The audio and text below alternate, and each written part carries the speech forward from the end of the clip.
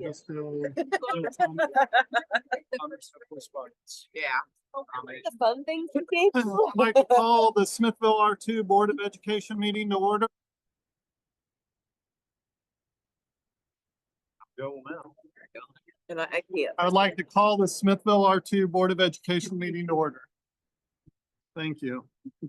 Mr. Malter, with that, would you please lead us in the pledge of allegiance? I pledge allegiance to the flag of the United States of America and to the republic for which it stands, one nation, liberty and justice for all.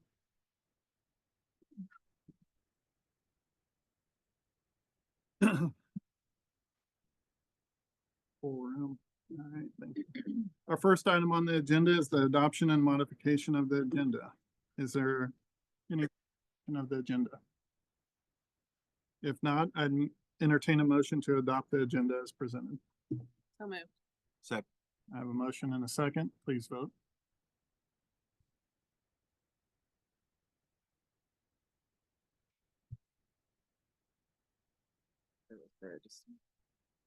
All right, next up, consent agenda items.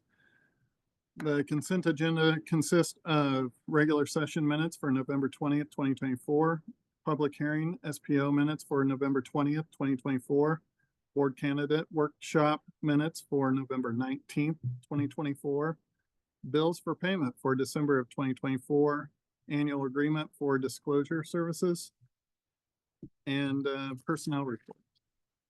We have a motion to approve the consent agenda as presented. So moved. Second. I have a motion. I have a second. Any discussion? If not, please vote.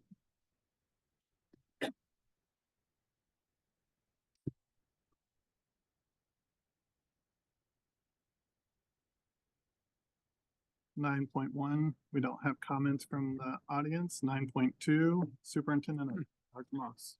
Yeah, as you can tell, we have a full house this evening, and I'd like to go ahead and invite the board to the front of the table as we begin our student and staff and program recognition.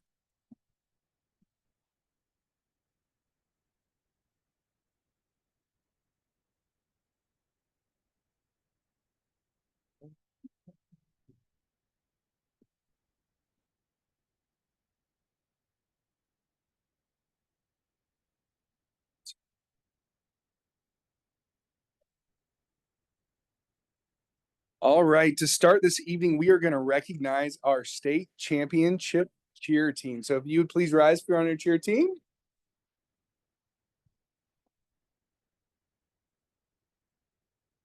We'd like to congratulate our cheer team for being crowned the Class 4A Small State Champions. Their hard work, dedication, and team spirit truly shone through down in Columbia, Missouri. We could not be proud of their accomplishments. In my understanding, this is only the second time this has occurred in the history of Smithville School District. So I would like to congratulate our ladies that are standing up front, as well as their coaches would wave in the back. We have Tiffany Cox, Angela Giamalva, and Jesse Smith. And then I would invite the coaches, because you're all going to get to come up. If there's anything that you guys would want to share about the team, or if you would want to, and then also introduce your team. Do you guys want to play paper, rock, scissors real quick? Tiffany won. Good. So Tiffany, if you would mind sharing about your team, then and please introduce them. And then we'll invite everyone to come up, and then we're going to grab a picture with you guys. And families, please know that we will give you guys time to take pictures as well. Oh yeah, and after you introduce them, we'll have them introduce their families as well. I have to talk. So we have 15 athletes. A lot of them are at work tonight. So we have Mia Haddock, Hannah Fisher, Abby Craig, Michaela Frankham, Katie Masick, JC Carlisle. And this was our second state championship. We also got first at regionals, and we are headed to nationals in January. So they did a really good job. We are very proud of the fact that we had 0 deductions. this year because we've gotten second place in the last couple years due to deductions. So really happy about that. I'm gonna call them out again too because they like to hide in the back. Jim Alva and Schmidt, I couldn't do what I do without them. So they're a huge part of us as well. So I will let them. Yes. My name's Mia and my mom is with me tonight. My name's Hannah and my mom. Right there. My name's Abby. My mom is also over there. My name's Michaela and both my parents are over there. My name is Katie, and my mom is right there. My name's JC and my mom's up there. The next piece, we'd like to invite all you guys to come up, shake the board members' hands, then we're going to grab a picture. And parents, we will get out of the way for you guys to grab one as well.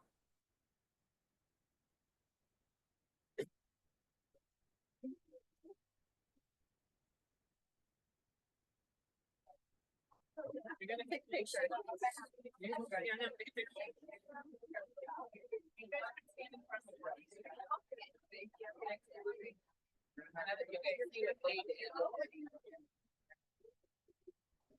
Sure.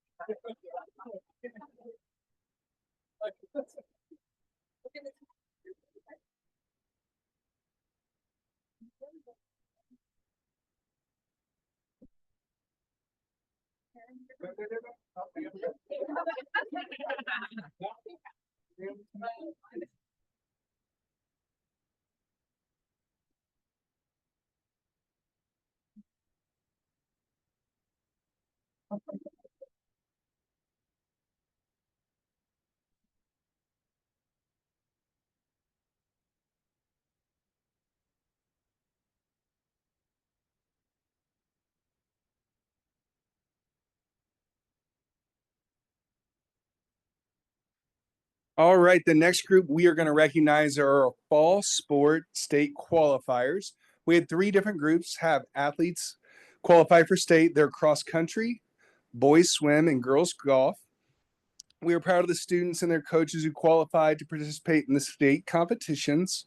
This is hard work, determination, and perseverance to be able to represent the Warriors at the state level.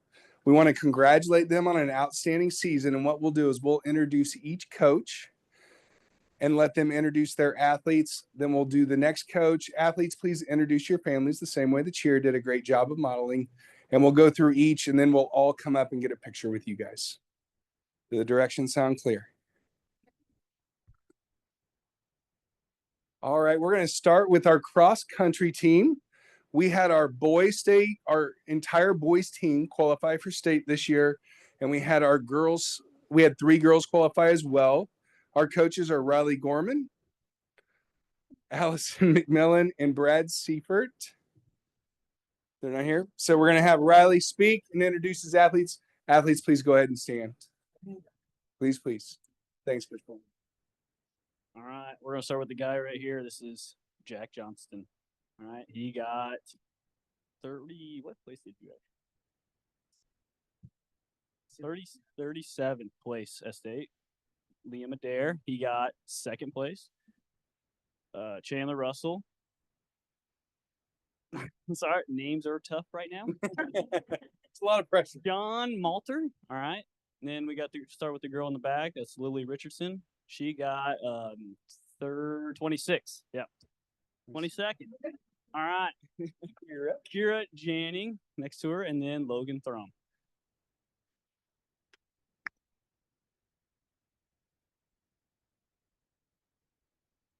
Hi, my name is Jack Johnson, and I'm here with Liam Adair. Hi, my name is Liam Adair, and I'm here with Jack Johnson. Hi, I'm Chandler Russell, and I'm here with Jack Johnson and Liam Adair. I'm John Malter. I'm with Chandler Russell, Liam Adair, and Jack Johnson. My name is Lily, and I'm here with my mom. My name is Kira and my parents are back there and so is my brother. My name's Logan, and I'm here with John Malter, Chandler Russell, Liam Adair, and Jack Johnston. Oh, and my brother. Yeah. If you guys would please come up, we'll shake your guys' hand, grab a pic. Parents, please know we'll give you guys time to take a picture as well. Then we'll have Mr. Martin and boys swim next. Please go ahead. Go ahead.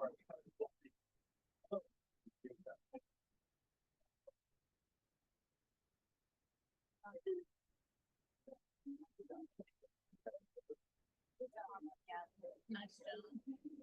Congratulations, guys. Good job.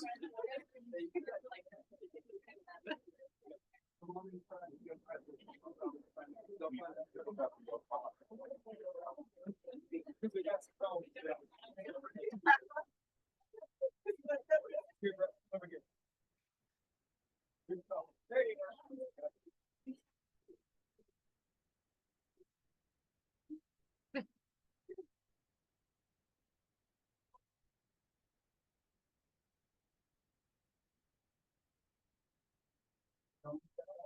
Any parents want to take?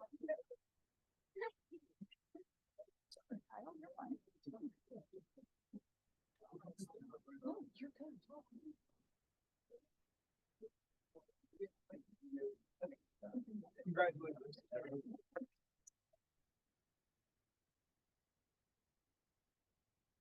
All right, we're very excited. Our boys swim competed this fall as well. And we have Coach Martin who's going to introduce his athlete and celebrate the successes he had qualifying for state down in St. Charles. So we had one athlete be celebrated at the state meet. And go ahead and stand up for me. Yeah. Lucas Salinas, he is a senior. He placed 19th in the 100 butterfly and 32nd in the 100 backstroke.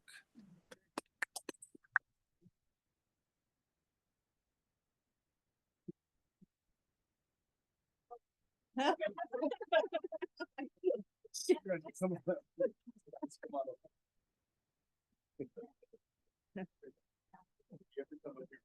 you want to come out and fix 2-1 now? Let's go. That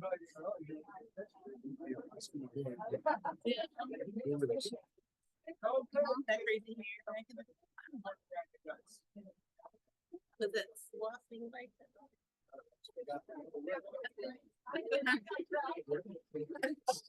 Really? Yeah. Had a few faces. You're not so popular.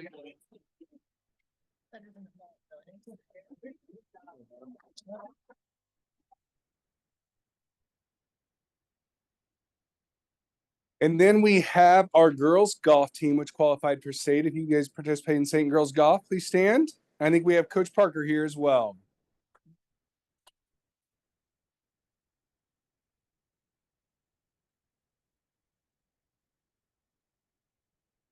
My name is Coach Parker.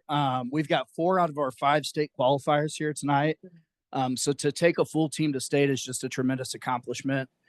There's only 8 teams in the state that go to state out of our entire class. So really special to be there. Starting on the left, we've got Juliana Walker. She was all conference and a state qualifier.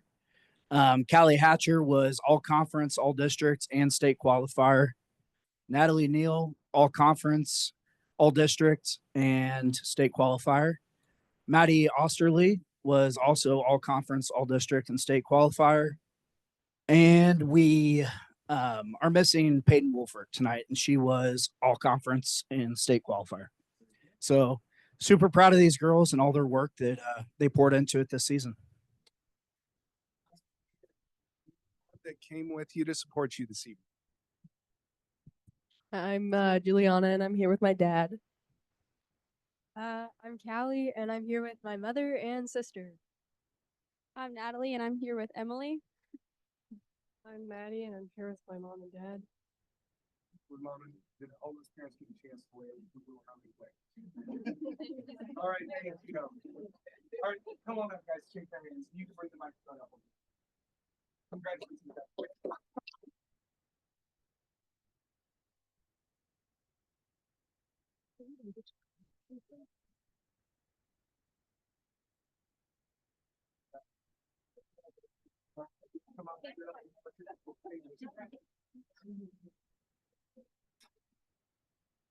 Yeah. Crystal first daughter. She's a senior.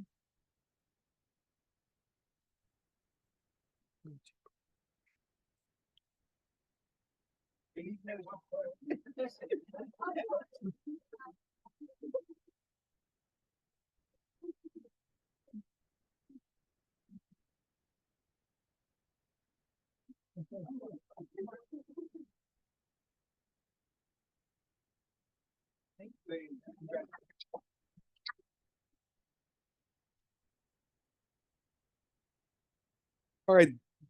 This year we had two recipients of a very prestigious honor. It is the U.S. Presidential Scholars Program. We have two nominees from the Smithville School District. This scholars program was established in 1964 through the president's executive order to recognize and honor some of the nation's most distinguished graduating high school seniors. In 1979, the program was extended to recognize students who demonstrate exceptional talent in visual, creative, and performing arts. And then in 2015, the program was again extended to recognize students who demonstrate ability and accomplishments in career and technical education fields.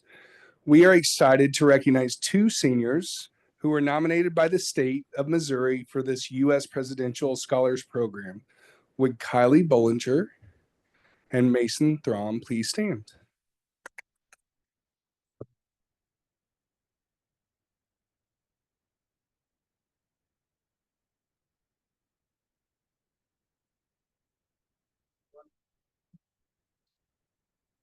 Both of my parents had to work tonight, but I'm here with my brother.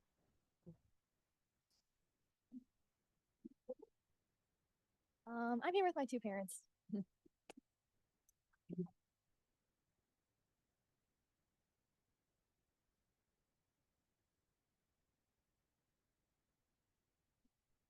Yeah.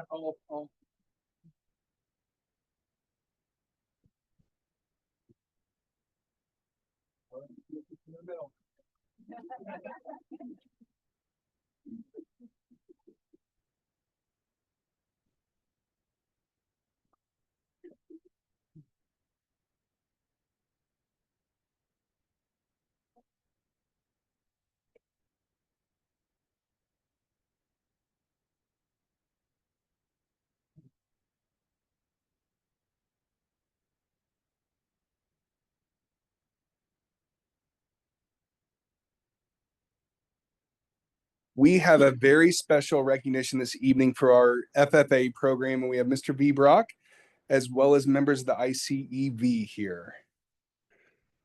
The ICEV is a career and technical education curriculum provider.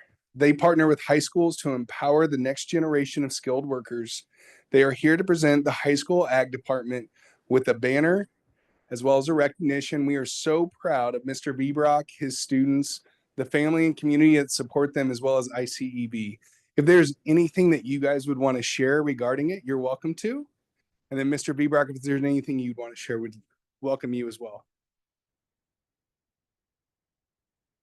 On behalf of ICEV, we are very proud to present Mr. V. Brock with this award to celebrate his students' accomplishments. And just on a side note, this is the first wall mount that we presented in the state of Missouri. Great accomplishment.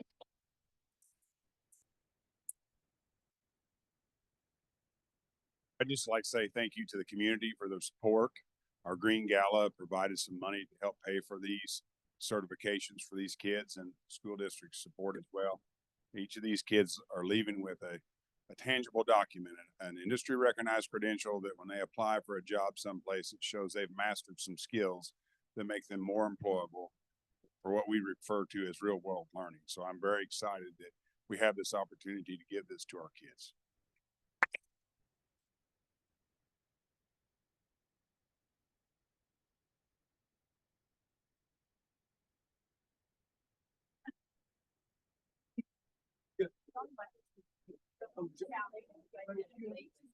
I do. Oh, who's drafting? Here. So I invited all my students, but only Corey and Marcy came. Maybe that's because they're Emily, but did you pass last year? Oh. Please come on. Students, please come on. You guys all we want you in there too. Yes. Thank you guys. Please go ahead. Thank you. Up again.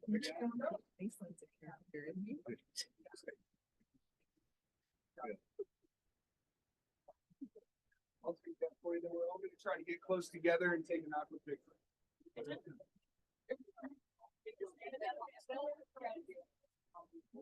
Yeah, we'll work around you. You're the star. Remember filling those gaps. Go weekend just a little bit. Okay. Back on the-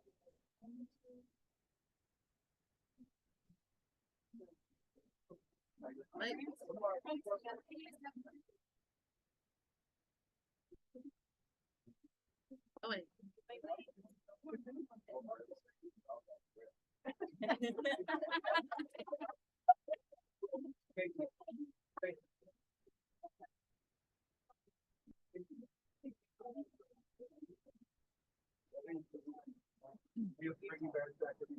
I hope so. We hope to be back next year.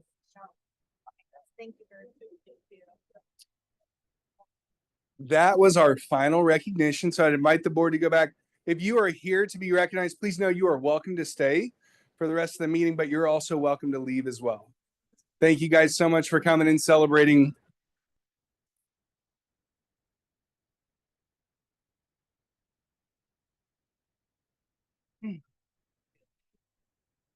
Yes, thank you. Yeah, totally. Well, I've been, yes, there is. Thank you. Was, So. thank you, thank you.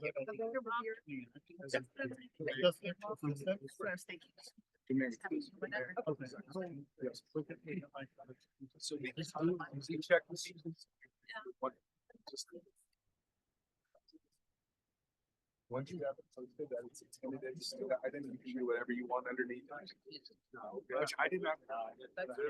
Congratulations, Johnny. Okay. Congratulations. Thanks, Johnny. Congratulations.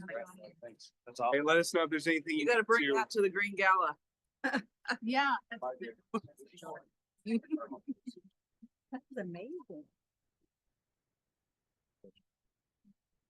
Hey, John. Hey, when it comes up, you let us know. Thank you. Let us know.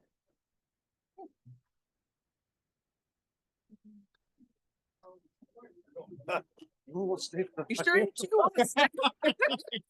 And then there was Mike. And Alexa.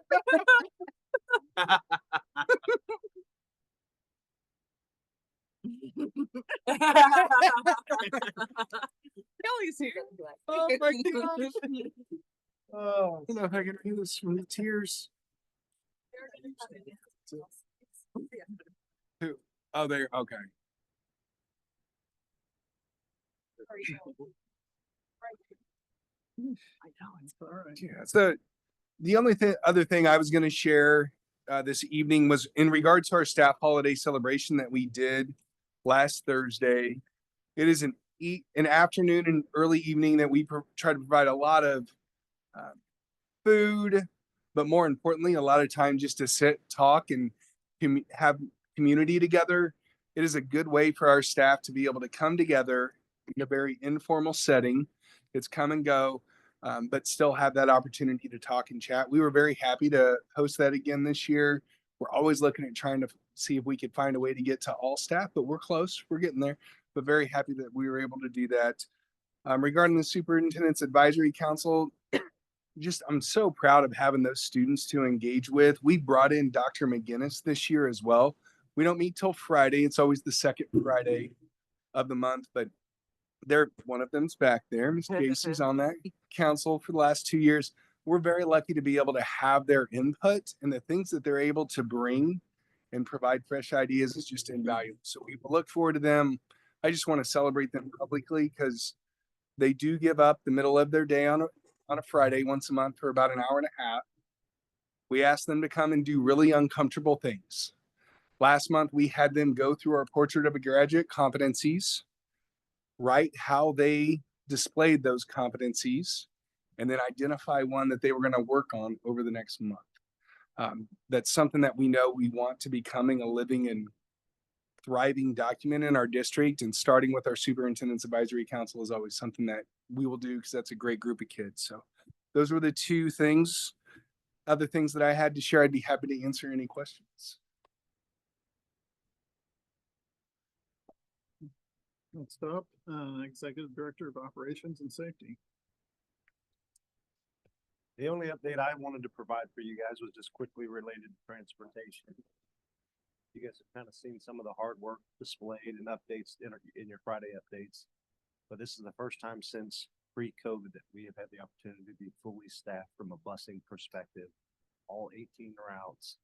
So that's a credit to Durham and their team and how hard they've been working. And we have 18 local drivers committed to us. We have a higher comparative continue to try to staff up subs to help alleviate kind of our 18 drivers' needs as they come and go. But it's an exciting opportunity. I would anticipate this will create further stability in terms of our routes, our timing, our structure, and to further support our family. So it's just a great opportunity to recognize their hard work. That's the only thing I have for you. Any questions? Good job. Good job. Way to go out strong. There's more to come. Let's be honest. He's had some coffee. All right, next up, Academic Services. Well, we want to take the opportunity to celebrate our APR in a public setting like this. So, in November 25th, the state released our APR results, and the Smithville School District earned 89.5% of all points, which put us in the top 11% of all school districts in the state of Missouri. And so then we're in the top 10% of all K-12 districts. So taking out those K-8. So we're really proud of the work of our students. But another thing that we're even more proud of is that we're the highest performing district in the entire KC region. So not just the Northland, the whole KC area. So very pleased with the results of our assessment and our students' hard work. Overall, the state is putting that into a 3-year composite. And if you look at those 3 years combined, it gets even better because we're at 89%, which is in the top 9% of districts in the state of Missouri. So we're very proud of the hard work of our students and staff, and we look forward to even getting better. So.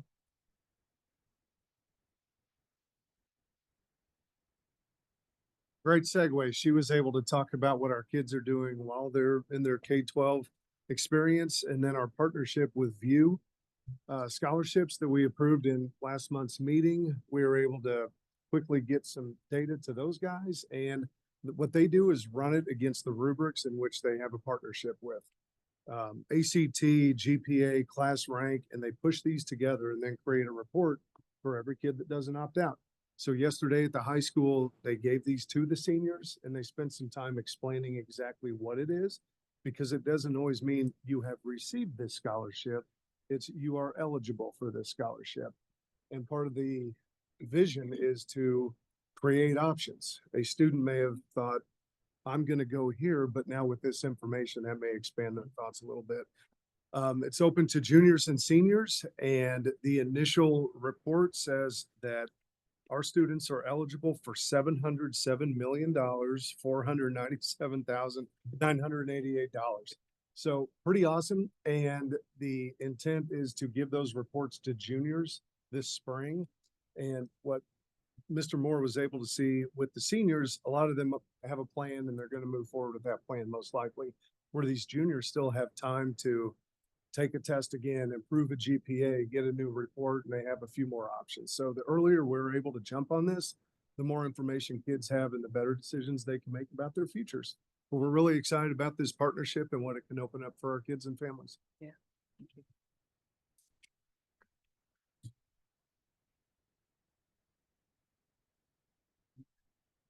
Good.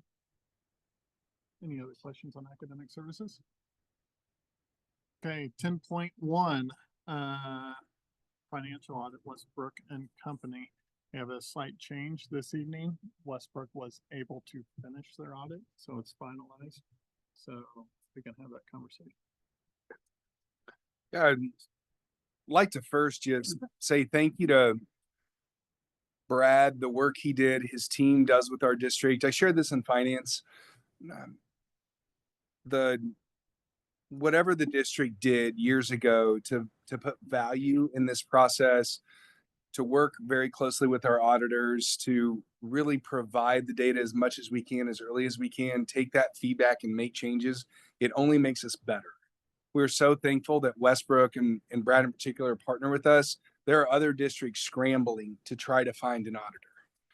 We are lucky that they are here. They're consistent. They have recommendations that we're making changes on for next year, taking action on, and it just continues to refine our process, make us better, and create systems that are repeatable and create a very consistent outcome. So I provided a memo for you. Please know it does say in 2022. That 2022 is in reference to the state audit that the district went through, in which we had a good standing. But at this time, I turn it over to Brad, and he can be able to share and go through his presentation. And he welcomes any questions that you guys have. I'll volunteer that for you, Brad. Like you said, my name is Brad Steele. I'm with Westbrook and Company. Instead of going through all 40 or 50 pages of the audit, I've got a PowerPoint, and we'll just hit the highlights. And if there's something I don't cover, feel free to ask me anytime to go through that.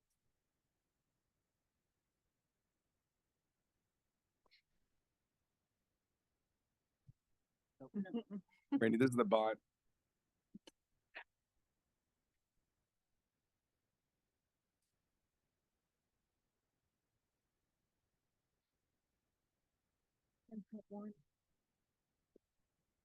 I hope I got the wrong one.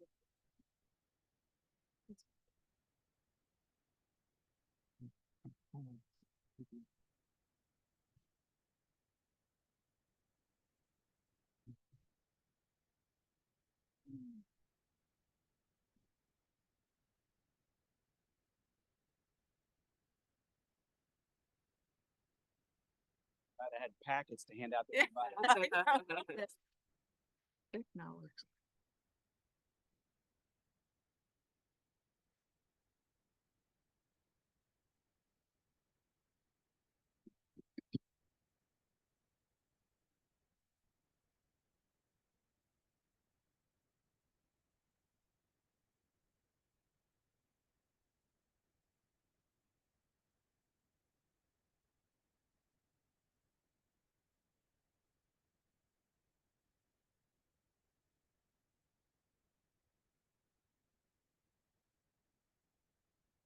Yep, working.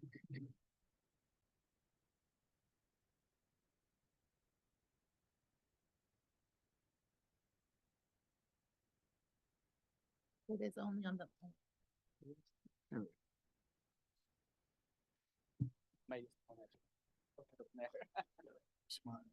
Yeah, that's fine. So first thing I always want to point out is an independent audit report. On page 1 in paragraph 2, it states, in our opinion, the financial statements referred to above present fairly in all material respects. Bonding company is looking for, the DESI looks for, anybody that looks at your audit, they're going to make sure that your financial statements presented fairly, and they were. The next slide shows your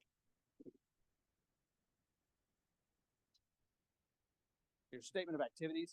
What this tells you is it's got all your governmental activities down the left-hand side, and it's got your revenue specifically related to those governmental activities in the middle, and the true cost to the district on the right-hand side. So if you looked at the transportation, even though the district spent $1.7 million, the true cost is the far right-hand column over there.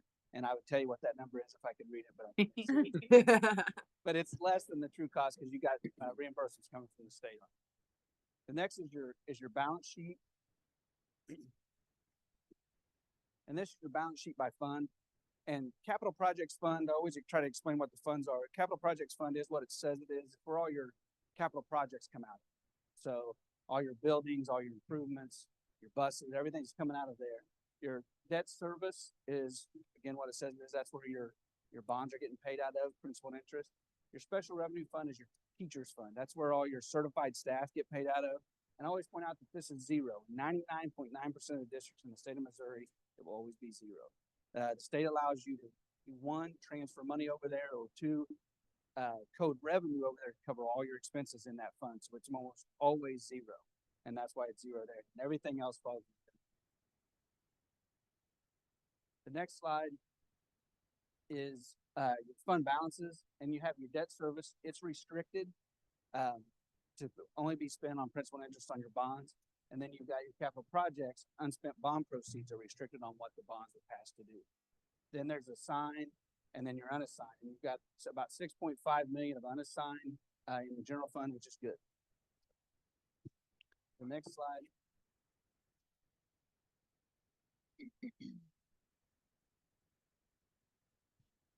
This is your revenues and expenditures by fund. And you can see there at the bottom, the net change in fund balance. So in your, what we call the operating funds, your general fund, your special revenue fund, you had a positive net change in fund balance in those of about 92,000. So you got a positive year, which was good in your operation. This shows your bonds and your certificates of participation. The balance at the beginning of the year, there was no additions to retirements. The ending balance of June 30, 2024, and then that last column there is what's due with the principal payments that are due within 1 year. The next two slides are your amortization schedules through maturity. This one's on all your bonds, and the next one's on the lease participation certificates. The next slide shows the graphs. So these next three are the graphs that kind of summarize where you're at. This is the revenue graph. And you can see there that even though your revenues went up, as a percentage of where the sources of revenue come from, stay pretty consistent. And that's pretty typical for school. The next slide is your expenditures, same type of thing. Even though, and these are just on your operating funds, so the principal and interest payments would pull out. Then on your operating funds, you know, you can see there that almost 75% of your operating budget or operating expenditures deal with staff. So, and that's pretty common. Most of our schools are in that 70 to 75% range. The next and most important is our reserve ratio. And this is calculated by DESE each year on the annual secretary of the board report. And we always look at it as well. And you're at about 22%. And that's good. We like to see all our schools at 20% or above. So you guys are in that range, and that's great. And then the average daily attendance is there at the bottom. And over the last 5 years, you had a decline in the average daily attendance. The next slide is, we also have to give an opinion on your compliance with Missouri laws and regulations, your budget, your attendance, your transportation, different things we have to look at on the state compliance issue. And you guys were all fairly stated in all material respects there, so that's good. We also look at your internal controls. We don't give an opinion on your internal controls, but we do look at them as a way to plan for our audit. And if something comes to our attention, we bring it up. You guys had the same comment we've had over the years. It's still there, but there's mitigating controls that lessen that risk. So, you know, there's each year there's things added and things are done as mitigating controls, which is good. You also have over 750,000 of federal expenditures. So we have to do what's called a single audit. We have to have a federal program audit. And if you look later on, I'm guessing this paragraph, it states, in our opinion, the school district complied in all material respects for all the federal program award compliance issues. So that's good. The next slide shows a summary. So there's, we talked about the significant efficiency. Those mitigating controls that are in place lessen that risk from material weakness down to significant efficiency. So it's still in there, but it's lessened. So that's good. You still have an unmodified opinion on your financial statement audit and an unmodified opinion on federal reports, which is good. This is the segregation of duties. And then the next slide is required communication. So on the required communications, that's where we give our recommendations and the different things that we noted during the audit. We went over those with Dr. Moss. Does anybody have any questions on any of those? I just wanted to know if you had any specific practices that need adjusted or improved on. That's more than just a one-liner, nothing deep. Everything is, there's always improvement to be made. So the main thing at schools that we see a lot is the internal control, you know, the mitigating controls. And anytime there's turnover, anytime not even any turnovers within people, just changing positions or responsibilities. It's always good to always look at those internal controls every year. We always think of internal controls to be a journey. It's not a destination. It's not, okay, now we're good with internal controls. We never have to look at it. It's something that you always need to look at. Every year to look and say, okay, are we still following? Because some people are like, well, I've been doing it for so long, I'm not even going to do that anymore. So controls and policies that you have in place, maybe if they don't understand why it's important, you may not. So looking at that each year. So one thing I would share, and he didn't brag about himself on this, but we did have a change within our system when he talked about when people change.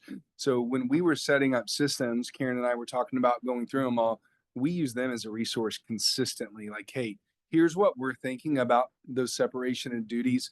And they are a great resource, very responsive, and they helped us ensure that with this change and with this change in structure, that we were still mitigating anything we needed to within our financial practices. And he also is, based on their things this year, we're already going to change things for this FY25. We're going to take those steps in January in partnership with them. So he's being a little humble, but he is sharpening us. And just, I know there's some new board members here, and when I get a chance, I want to always say, we ask for a lot of stuff. We ask for things, and Karen can testify that. We ask for a ton of stuff, and we give it ahead of time, because when we come, we ask for a lot more stuff. So, and not all schools are this way. When we come to Smithville, and it's been this way from the very beginning when I started coming in 2000. Things are ready when we come. They're ready when we come, and then when we ask for stuff, everybody gets on it and they get it right away and get it back to us. This is one of the only districts when we come in, all the staff come in, they meet us. We know who we're talking to.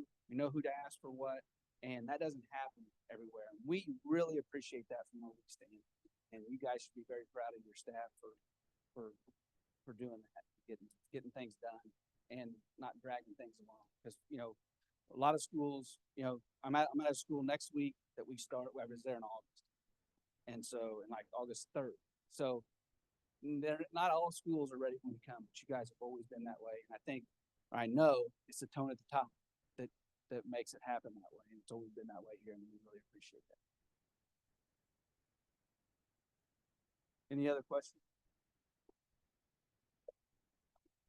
No, thanks for getting this put together, and pretty consistent past year's recommendations. And the overall theme, I believe, a wise person told us last month in Finance Committee, is that we're healthy, not wealthy. There you go.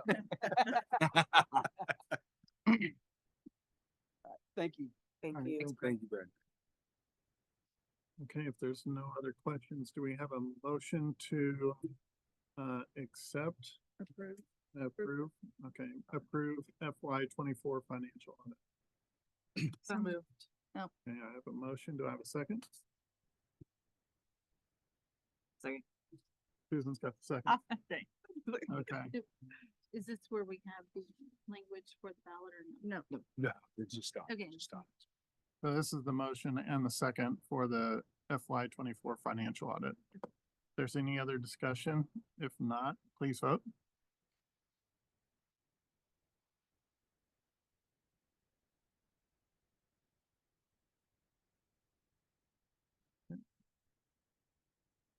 Motion passes. 10.2.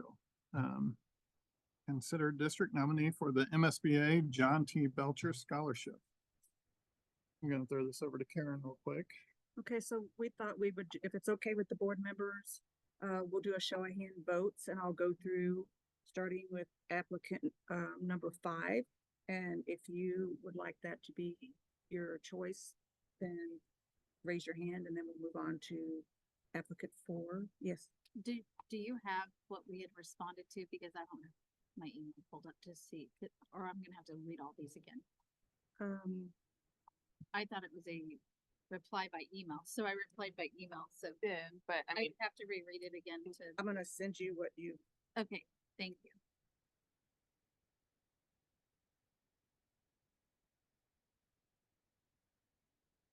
I think my email might have been wrong too. The numbers. Yeah. That's okay. We're gonna do it here, so it doesn't matter. I clicked on the one I thought. Well, I thought the number was corresponding, but it's different than what I thought of this applicant. I think. The applicants are different on here? No, I don't No. know. No, it's me. It's a. Oh, okay, okay. Did, Starting does, at 5 and going to 1. We're gonna go yes, 5. unless the board feels the need to review these. Okay, all right.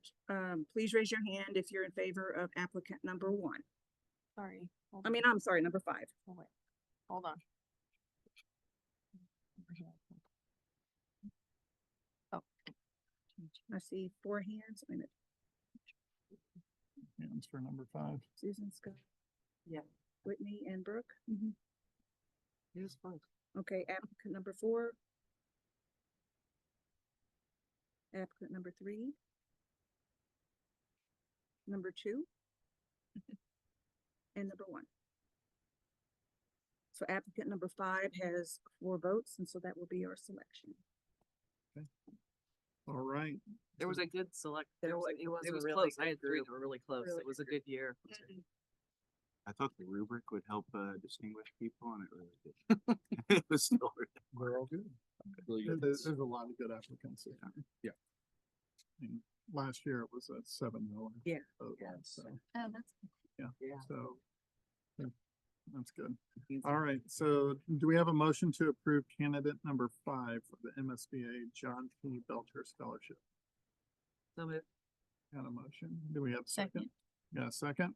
Susan, were you first? Susan, yeah. We have a second.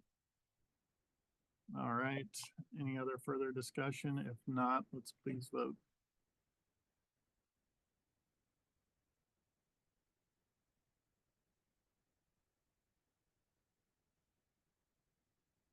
Okay, motion passes. Next up, 10.3 MSBA Board Policy IGB District Sponsored Extracurricular Activities for the first of 3 readings. Okay. Would you like any background, in addition to what was in the memo that discusses that white and Kelly are the primary colors currently? Accent colors are gray, gold, and black. However, the policy only allows for gray currently to be an alternate uniform. So, it discusses considering adding gold and black to possibly be alternative uniforms that would be purchased by booster clubs. And in talking to Mr. Corcoran and the athletic folks, these would be worn somewhere around 20% of the time. So truly an alternate uniform, not the main uniform. Yeah, it's my understanding too that Mission made some changes to approved colors. Like we had an issue with the football gray uniforms this year. It was too light and it's not approved anymore. Is that right? We've worn it 5 times. And Right. it was okay. And suddenly this year we were going to get a 15-yard flag, right? It's a little bit interpreted by the head official, but they did say that you were correct when we were playing Oak Park when they were wearing their whites. Yeah. And watching the game, it was impossible to Yeah. distinguish online. Really? Yeah, you couldn't just tell. I know it's been a contention. I don't know, a contention during the year. It's came up a lot overall my time, but I am totally fine with it. It's not a major uniform. It's worn as a secondary sometimes, and it does distinguish between the white, and so I'm okay. If you want the background on this policy, I'd be happy to go have lunch or coffee with you. It was my senior year. He So did it. why this policy is the way it's written. I do have a question because I don't have the history on it, but I'm in favor of consistency where no matter where we are, people see our color and they know it's us. And so I think introducing other colors might create some confusion and lack of consistency. So I'm not a fan of this. What, I thought it, I mean, to be honest, I knew it was a policy, but I thought it was kind of silly, like we have to approve it from the board perspective of what is approved. I mean, to me, it seems like Most districts do not have this policy.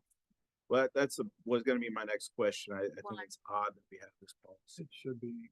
It's in my Because- perspective, Yeah, AD or the school building administration should be able to be trusted to make these decisions. Yeah, and I'm sure Dr. Reich in the background. It's his 13 years in Platte County. Probably never had to have this discussion. Did you guys have this policy in Platte County? There you go. My senior year, we had gold home basketball uniforms. We were completely oblivious to 17 and 18-year-old kids running around the basketball court, but the community was very upset because our primary colors were white and green. So this policy reinforced that white and green are the same primary colors, but does allow for alternative booster funded colors. You'll see schools have pink jerseys during the month of October. You'll see schools kind of wear a black and have a blackout night along with their fans. The gray has been a popular one as well. We have that.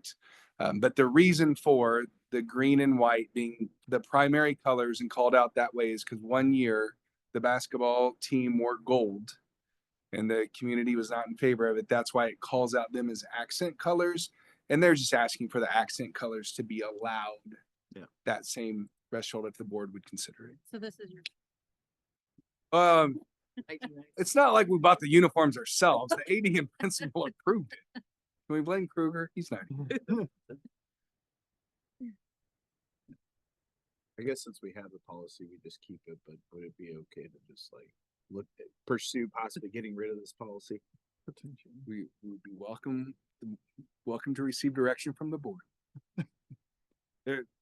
It seems silly that this is a board policy in my opinion. Yeah. As much as I love this kind of stuff, I don't think it should be board policy. I'm going to be cautious on this. However, I will say that a lot of the people are still in this community that this policy was put in place as a result of.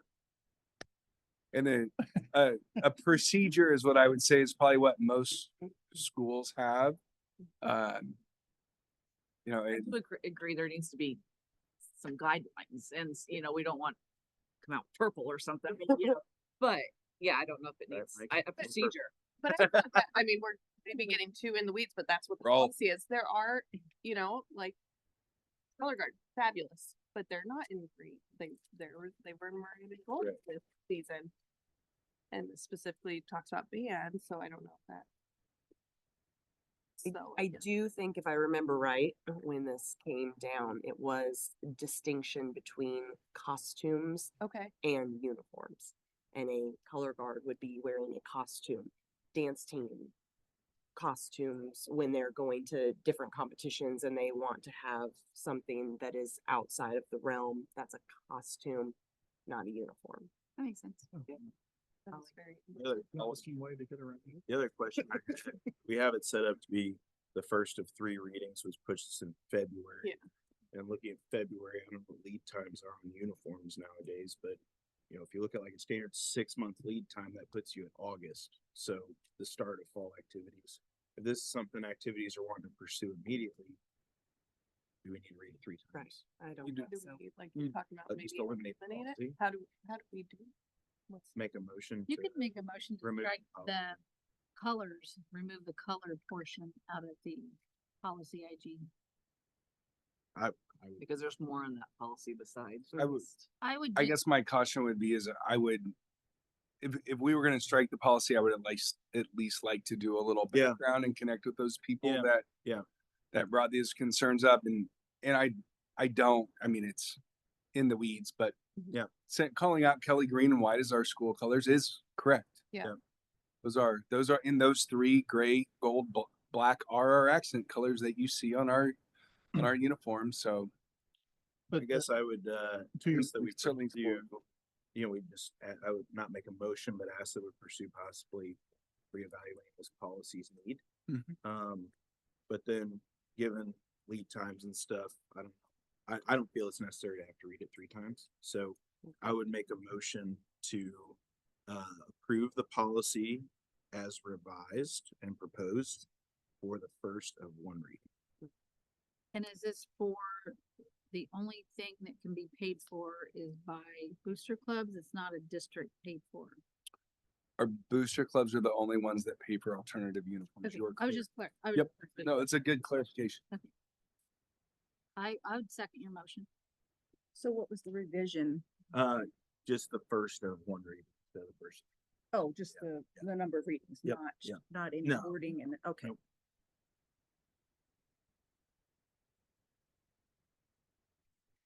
Karen, you need a second for Yes, that? I do. So Patrick was the first. I still, Joe was the A second. second. Okay. Is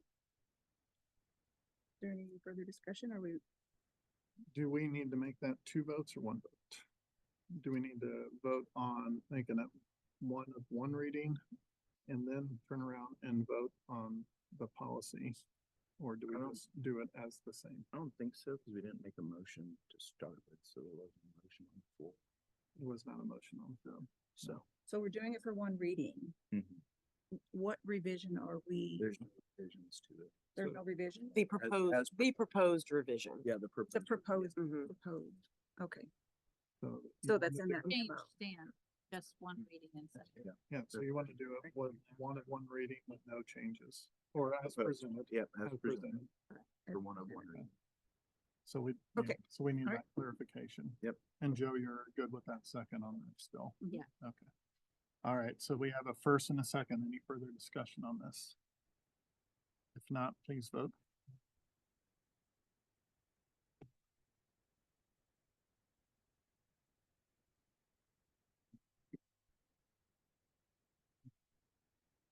Next up, 10.4, workers' compensation and employers' liability insurance. Thank you, Mr. Jacoby. I provided you guys a memo.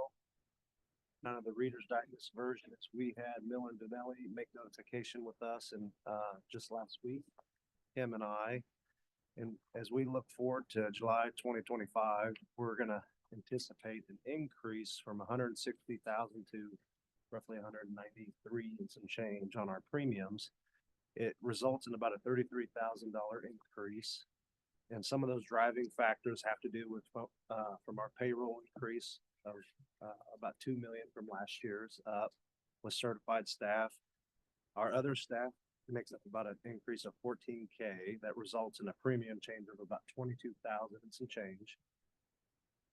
The other big driving consideration is our experience modification factor. So we experienced high claims in 2024 and 2023, and that's driving a lot of that rate structure.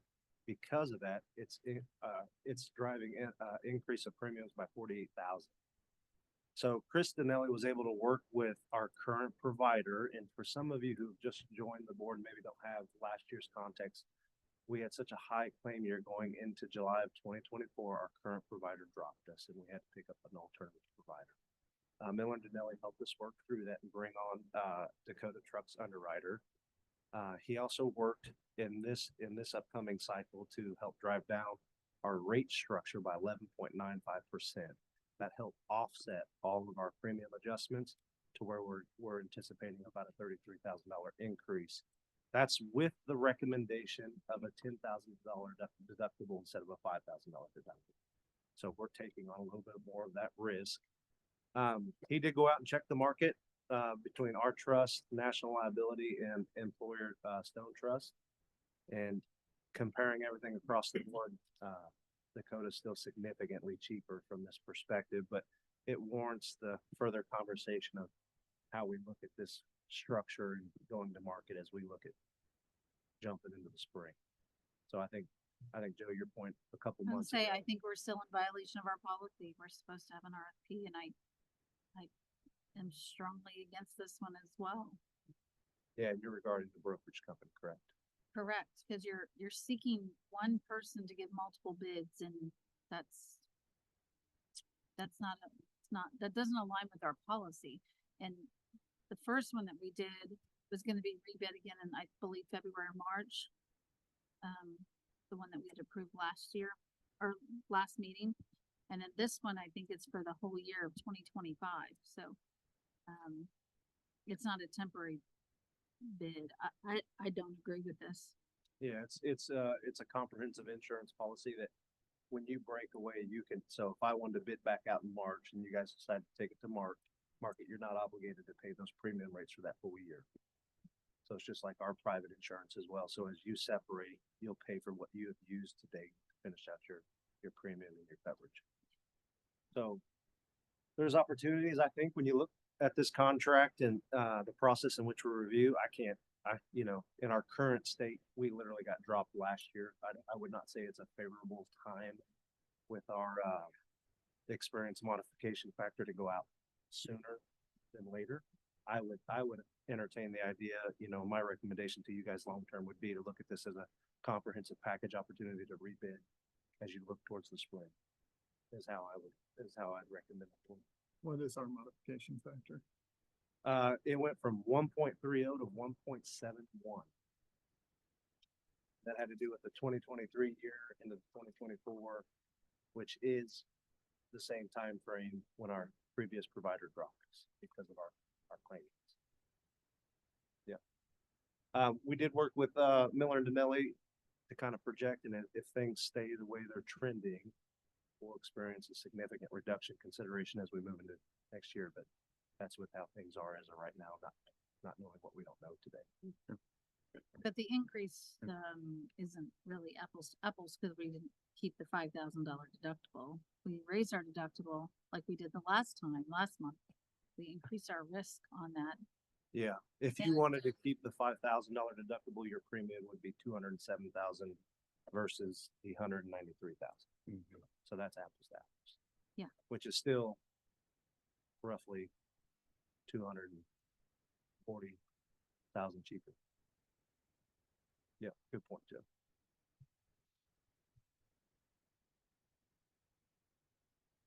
So my recommendation is for you guys to go ahead and continue to move forward as we need to maintain and sustain that coverage. But I do think there's opportunity as you look at the spring comprehensively to consider different alternatives on how you operate. Thanks, Ian. Just being on the board and seeing these things go for a while. I know we've had some tough times. We've had some tough insurances. We've had some things go on. I think they're trying to do the best we can. When people drop us and other people won't even take us on, we're a little bit more limited on what we can do, but thanks. No, I appreciate Kim for all of her help too regarding this work.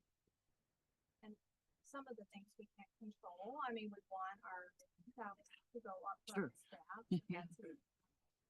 And then also, I mean, the claims that we had about 10,000 in those 2-year periods, significant. And so it's just something that, you know, we're working on. Safety, slips, trips, and falls continue to be your biggest claim. We've got a campaign out right now with sand shakers and shaking sand onto slick concrete or, you know, surfaces so our staff don't slip when they get in and out of vehicles. So it's just an awareness by our staff and then just that continuing education piece. But if someone gets hurt, we need to and want to take care of them, and there's an expense associated with that. I just don't think we know our limitations, without a proper RFP. I still say we're in violation of our policy. in my opinion. But do we need to have this, like, we can't have a lapse in coverage, right? So we're kind of in a rock and a hard place. We don't have time for an RFP. We can't modify our policies. Technically, we did have an RFP using. We did not, right? That's not a proper RFP. Are they not? We solicited a broker and that broker went It's through and one broker. created multiple quotes. So they And those generated quotes are generated from other companies. Yeah. So you're wanting Joe to do multiple broker? So we'd have to Now, we'd the have to person- RFP he out to wants it 3 to go brokers to and those brokers would person. RFP out to That's multiple hard. people. No, what I'm saying is you can use brokers, same thing if you're shopping for home insurance and different brokerages have multiple policies, whether it's Travelers or Progressive that they can bid out through. But your brokerage may not have as good of a relationship as Whitney's brokerage, and she may do more business, more volume of business, so her brokerage can get cheaper rates even though she's pricing Progressive and you're pricing Progressive. It's different. It's one wanting to RFP the brokerage, not the insurance. That's what I'm saying is the And then that broker, brokerage would have to provide multiple. each company can shop it out whoever they want to, but an RFP, a true soliciting for bid is seeing if there's multiple companies that would bid it out, because everybody's relationship isn't the same. They may not have the same relationship with another brokerage or have the volume of business, and we might not be getting the best rate because we've only shopped one broker. Yeah, I think that's the opportunity, Joe. Okay. I wouldn't dispute that logic's not sound, because I do think there's avenues and relationships that we could gain advantages from by considering alternative broker structures. I just don't think at this point in time you're ready for it. And I would recommend we move forward with this. And I had this conversation with Dr. Moss, and I think there's a huge opportunity when we look at this contract structure moving into the spring, just because you guys need time kind of set up that structure, and you're losing a piece to help you go do that. But I don't think you're wrong with your point. I just think timing, we can't do it now. Do you have an escape clause that's specifically written into that policy? All of our contracts are structured that way, and your premium rates, the brokerage company is not, he doesn't make cost structures based on just a daily service charge. His cost structures are tied to the premiums in which you execute. And you have the opportunity to walk away anytime and recover whatever premium you have yet to spend. Without penalty? Correct. We've requested that all of our premium structures are set up in a way to where we quarterly pay. So you have opportunities in about every, certain time period where you can really look at that. But I didn't want to, like I told Dr. Moss, I didn't want to lock you guys into work that I wasn't going to be able to execute. That takes time to set up and structure. You have co-ops in which you can leverage and go check all your co-op considerations. Like music's a big one. I will tell you that, some of our other school counterparts have reached out and they're looking at maybe alternative structures to that because it's not favorable. But some of those things I think are all not without a reason. I think it just takes time to get there. But this would Good get us points. to that opportunity what Joe wants to do, right? Well, and I think ideally you have to have that modification factor go down before you actually get Correct. others to come out. The reason I would not have us bid this piece out is our modification factor is in a place where I don't know if it will generate us any favorable outcomes. But you said, well, like within the next year, our modification factor, there's a potential for it to be adjusted. That would be back down. correct. That would be a great time to actually redo that piece and take it all. At that point in time, Because you're coming to market with very favorable considerations in history that companies will want to solicit. Don't forget, a year ago, we got dropped because it was unfavorable. They look at a 3-year. right? Yeah. I mean, yeah. Okay. Yeah. I see. Yep. But we have to get on their good side first. So super happy I got to share this with you guys on my last board meeting. Thank you so much. Appreciate it. So. Work. The recommendation is to move forward with premium option 2. Do I have a motion? If we don't move forward, what happens? If we don't move forward, lose. Well, Then we don't. that's we're not that would put us in a vulnerable position with risk and current claims pending. I would not recommend you do that. You're going to assume the full risk of that financially, and that's not a smart decision. So moved. Second. Go ahead. Okay, so I have a motion and a second for the workers' compensation and employers' liability insurance. For We have option- further For discussion option 2. for option 2.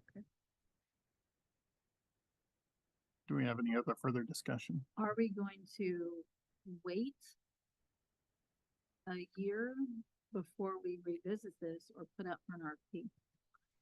As Ian shared, I don't know if it was last month or the month before, that we are gonna look at what our structure is with Miller and Denelli and go look at redoing everything that we do with them. As far as the timeline on that, we need to get in Dr. Newhart. I want to pick his brain to see what he knows. He's had experience in 4 different districts serving as superintendent. I'm very interested to see what he has. Hopefully he's been with music. I would like to know a little bit more about that. I also know Carney, who is with music, called Ian because they're very unhappy. So I don't want to predict a timeline or promise anything until we have the chance to dig more, but I do want us to look beyond Miller and Denelli. I do think that a mitigating factor or a negative factor for us right now is, I believe you said 1.7. Yeah. Yeah. Really have to wait for that to come down to true. Yeah, we Positive action. went from 1.30 to 1.71 in a year's span. It's a fairly good jump. Yeah, it drove up your premium rates by $48,000. That's significant. That's happening all. Yeah. Okay, so that was the motion and the second, and we are in the discussion phase right now. So any other discussion still? If not, please vote.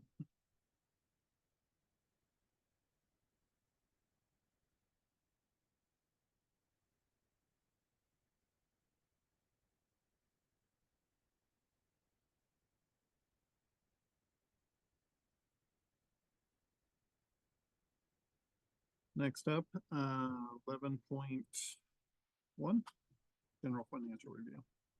Yeah, our general financial review, as you guys can see, has been very predictable. Desi has asked for that supplemental pay of just under $200 million. The session has not started, so there's been no action on that. We have started to receive some money from the county regarding property taxes, which is our bringing in the crops payday. So those have been good. I would add that Karen and I met with Jason Hoffman with MoCat. Because we are a district that is funded largely by local property taxes, we get a big lump of money in the next couple months. And working with Jason, and we can also do other brokerages. MoSIP would be the other one that we work with closely to look at investing that money and how do we maximize our return of that. So that is one thing that doesn't necessarily show up in here.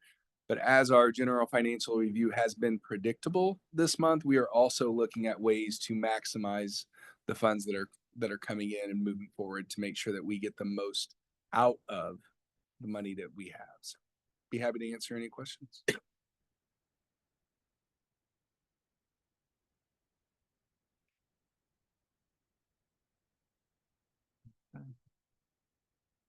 That's info only. Next up, boards, subcommittees. For Nichols. Yeah, so we had our finance committee meeting prior to earlier today. Couple updates, looking through our KPI reviews. Kim's been able to put a lot of information together for us on really kind of looking at the main things we wanted to see is where are the teachers that are leaving our staff that are leaving our district, what districts are they going to, and vice versa, where are we collecting new employees, what districts are we getting from them. One thing that she's prepared to share to the board in the Friday update, which is good news, is that we do have the updated list of rankings from a salary perspective. We've moved from 16th to 14th last year, and now we are 10th.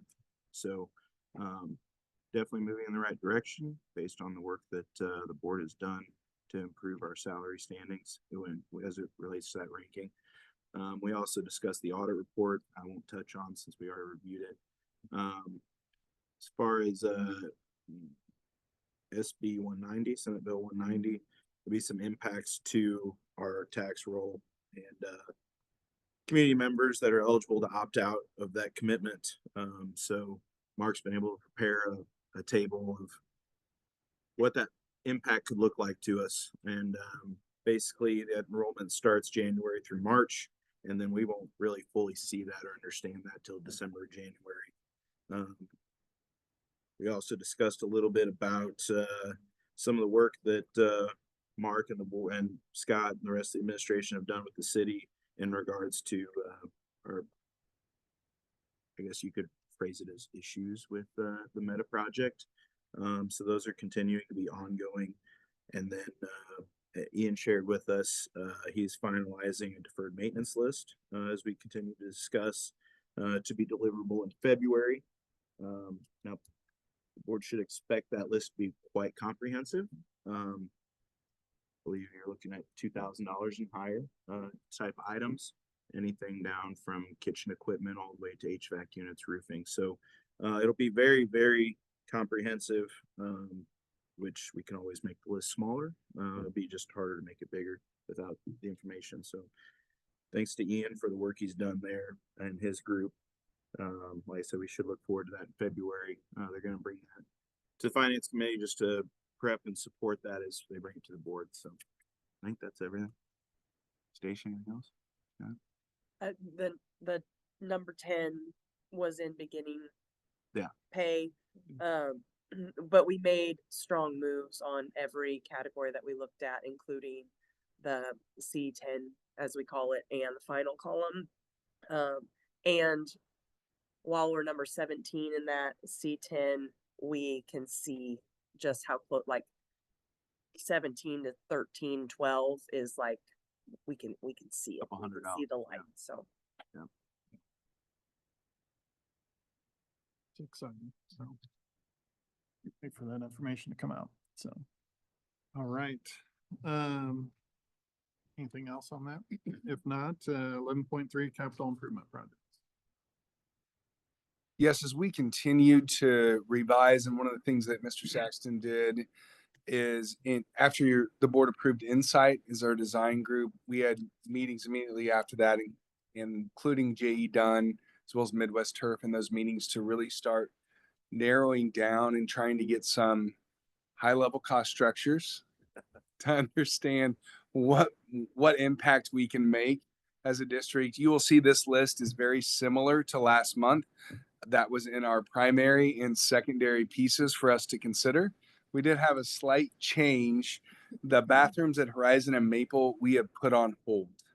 With our new par amount that we received, is we asked Raymond James and Dr. Reich to further clarify what our bonding capacity was, which he is here to answer questions in the next agenda item or this one. We decided to put that one on hold. The numbers came in very reasonable, probably $450,000 to $525,000, but we didn't want to overcommit and put something potentially on the ballot that we can't see through. There would also be an opportunity for us internally, as Mr. Nichols talked about the data center money. If that did start coming in, we could potentially use just some funds that we have as revenue coming in to take those steps, whether it's, flooring and stalls one year and then next year is the fixtures. We could do those things internally, or as we look at the bond sales and really truly understand what that revenue would be, it could be something that we add back in. I just didn't want to overpromise and underdeliver. But those are the pieces that have come up through our 1920 10-year capital improvement plan, the April 22 community forum, the strategic planning process through the 22-23 school year, the rounding, which Mr. Saxton did this year, and Mr. Bogart, to all of our building principals, and our building principals also work with their staff to have those conversations and identify those needs, as well as our community forum and the survey. So those are the pieces. This isn't anything. It's an info action item. We can certainly vote on it. The next piece would be the true action item. If we did want to go out for a resolution, would be happy to share any further information regarding these, and be happy to answer any questions either Ian or myself would be. Yeah, I think, for me, for this being a topic that we weren't really that heavy on even just 5-6 months ago. And I know when we first discussed it, I had some reservations about the timeline to be able to really comfortably dig into this and put something forward to be put on the ballot in April. Looking back now from where I'm at today, I just feel really comfortable about where we are. So I know that all of you guys have put a considerable amount of work into making that this offering comfortable and not seeming super rushed like we I personally thought we were going to be at. I just don't feel like we're there as far as being rushed. I think that we've put forth a lot of effort and a lot of response and engagement to be able to put forward a list that I think the community can buy into and our staff as well. I mean, I think I would piggyback off of that and just say a lot of this could go back to the community too for their response and their coming in and giving us their insight on what they think that the district needs in all the buildings. I think that's been really valuable. And then also when they're here, they're ready to get boots on the ground to help us push this over the line. I think that's really important that we have the behind us on something they worked with us to create. So that makes me feel. And I know that we kind of touched on this before, which was when we had our financial discussions earlier this year with Raymond James, but you remember back, it's a bond issue this year, and we're going to discuss eventually 2 or 3 years out. But what we're doing is essentially, this is just the foundation, right? This is going to be continuous conversation into the next bond issue and so forth.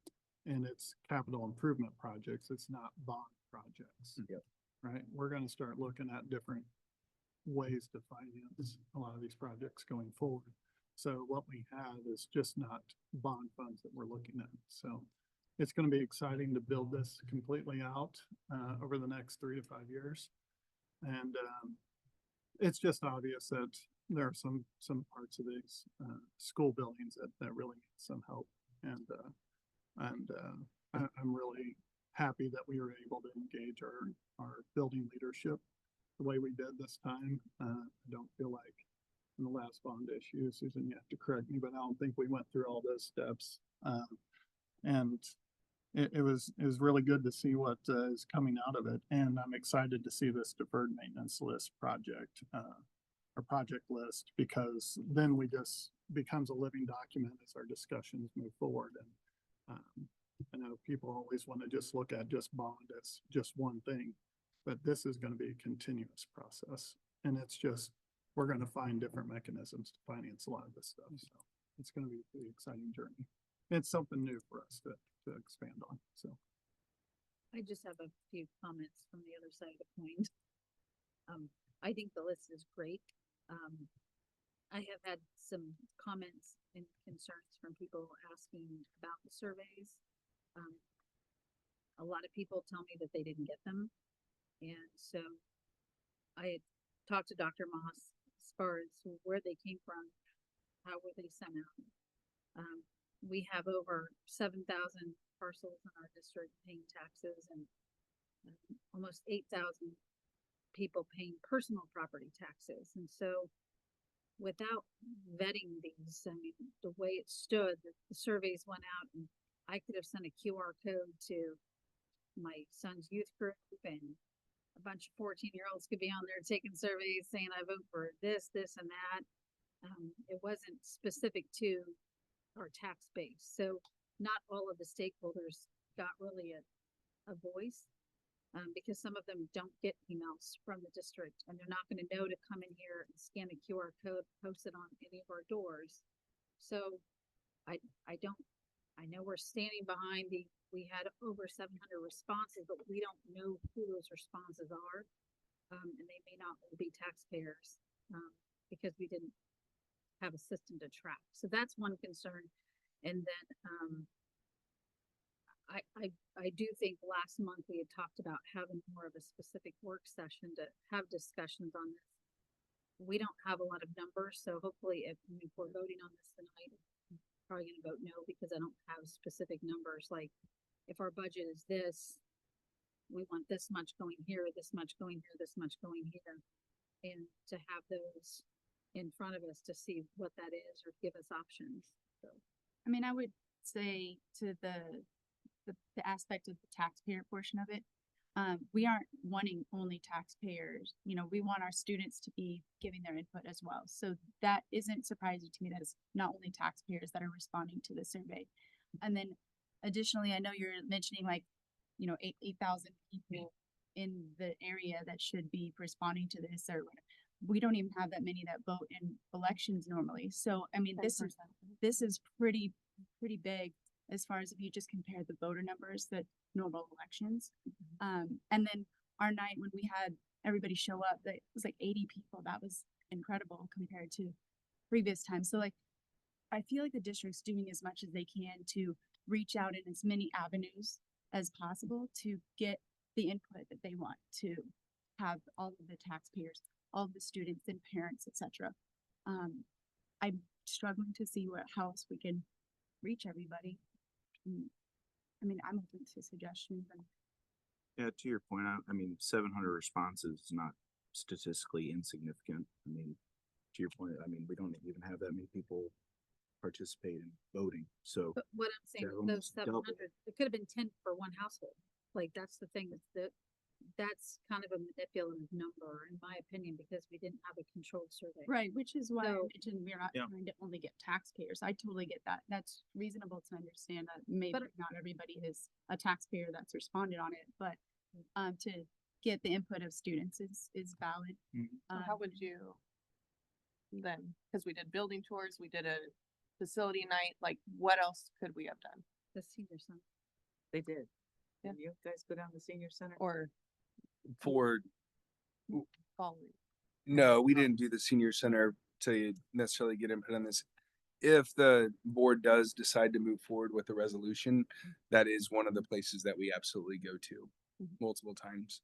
All of our civic and community organizations as well.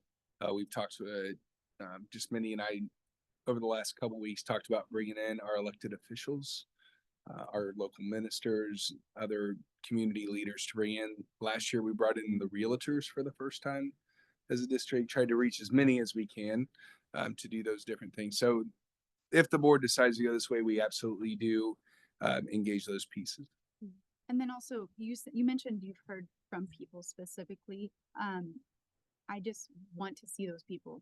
I mean, it's great that they're talking to you. But again, you're able to tell them the opportunities that they have to come to all of these events or to come and speak to us at these meetings. I welcome them to do so. They I don't don't know feel how to reach limited that they can't, but a lot of people are business owners. Right. And it is intimidating to come forward as a business owner and to go against a board to where somebody may be giving them business. And it is a small community and it's hard to not fear retaliation or if somebody says, oh, I don't agree with this or I don't want that, like the baseball field or something or softball, then somebody might get upset that they don't want that. I think we need something, but we need to be more specific on what it is. And I personally spent 4 hours on the phone calling 8 different districts in the area asking about their baseball, their softball, how they handled it. Do they have turf? I did Is as it turf well. infield, turf outfield? Is it like I spent time and then I drove to a lot of those places, physically looked at them because I wanted to see what. So you're doing right by the district and by the constituents, I would say. The stakeholders, I mean, we would be nothing without our taxpayers, like, right. and so the students as well, but I'm saying that we have to consider our tax base, and if our surveys, if that's what we're basing a lot of this on, because I keep hearing about the survey, then people are just, they're not all happy, and I'm new here, so people know that I don't have any political. I base I don't, part of it. you know, I don't think it's just based off survey. I think Dr. Moss listed everything, all this stuff came from, this is, the original tenure that.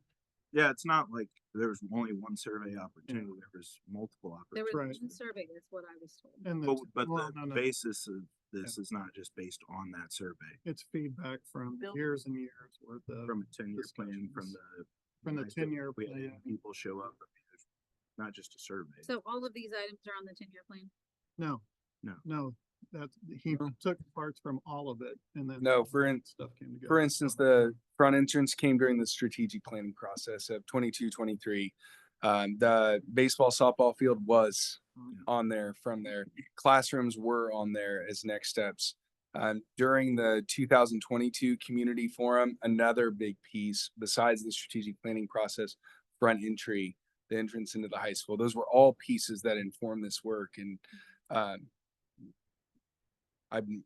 I personally feel like we have vetted the community. I think we have reached out to the constituents, and I welcome anyone to sit down and have a conversation with you. As I shared, like, my goal isn't to necessarily change their mind, right? That's not well, my goal maybe, but the result doesn't have to be, but it is to listen and hear to a common understanding. I shared with you a story that I had with someone during my transition that was against the last bond. And I would be happy, we would be happy to host anything else that the board would want.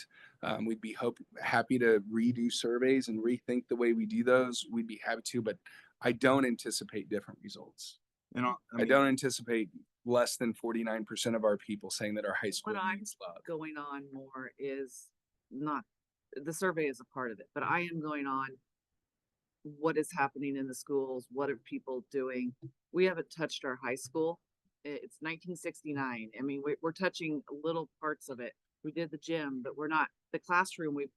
We've got to focus on our kids in the classroom. There's more to our district than just sports and stuff. So I think that's why we're trying to put a large proportion there, work on the middle school. But the softball and baseball, I've heard about it. It has been on the since 10 years. I mean, I don't have kids that play it, but I have a lot of friends that do. That has been a big issue. And then we're trying to do a little bit to the elementary because they've had so much done before. But I do agree with Scott, is this, and I think the school district is trying to do this, and we haven't in the past, and it's got us in trouble, is to continue to look at doing bonds more often. and not getting so far behind. I think we've got ourselves a little bit far behind. And so some of this stuff needs to be done. So I see it as a positive thing from having been here so long. And I think it's a great start. But I mean, I see what you're saying, but I think we have done the best possible in this district. I've been in this community for, let's see, 21 years now. And it's very hard. It's very hard to get everybody, but I do think we have tried and we've pulled in every stakeholder, and it comes to a point where we have to make a decision. We go along with things, and if they don't like it, they vote it no. I mean, that's sort of where their voice can come in. Well, Just publicly. And none of the recommendations are outside of what are the needs of our facilities. I mean, that's to your point. I don't see it changing if we had 2,500 responses or 8,000 responses. I mean, these recommendations clearly align with the needs of our facilities and our students. And so there's nothing on here that's a stretch to say this is a need or not a need.